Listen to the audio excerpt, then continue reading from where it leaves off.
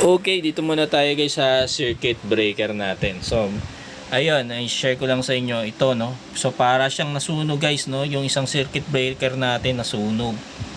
And umabot din yung kanyang sunog dun sa dun sa bus bar natin. So, bakit ba nangyayari itong ganito guys? So, nangyayari yung ganitong instances kapag merong tayong loose connection sa ating circuit breaker. Ang ibig sabihin nun guys, during installation nakalimutan yung higpitan yung screw nyo.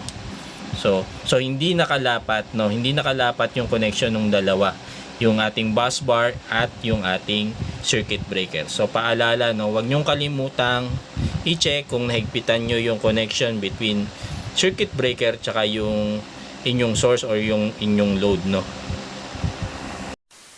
Okay, so may magtatanong sa inyo kung pwede pa bang gamitin itong circuit breaker na to tsaka bus bar kahit na may konting sunog siya.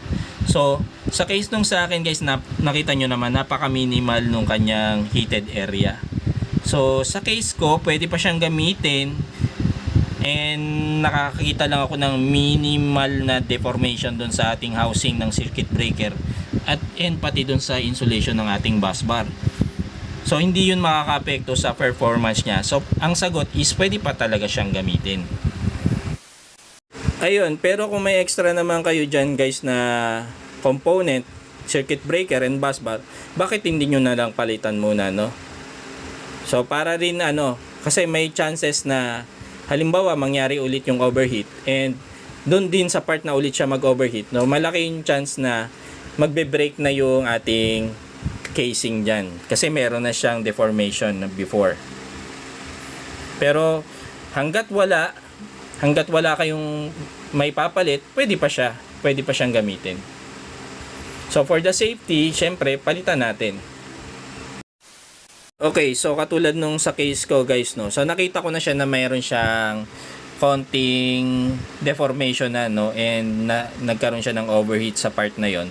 So anong nangyari is inayaan ko parang mag-work yung system, pero umorder na ako sa online ng kapalit niya. So ito na actually yan guys. So matagal na to nangyari guys, no, bago ko pa siya napalitan. So ngayon ko pa lang siya ulit papalitan. So ayan, naka-order na ako ng panibagong circuit breaker and bus bar para mapalitan siya. Actually yung bus bar kahit yung insulation lang palitan ko eh. Tapos yung metal part is as is pa rin siya. Ito na nga guys, so napalitan na natin yung ating circuit breaker at bus bar. So all in good condition na naman na yung ating circuit breaker panel, no. So ito pala guys, so grabe rin pala yung pagkasunog ng ating circuit breaker, no?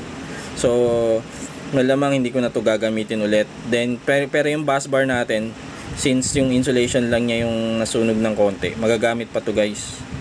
So walang problema dun sa ating bus bar. And let's back to normal operation niya.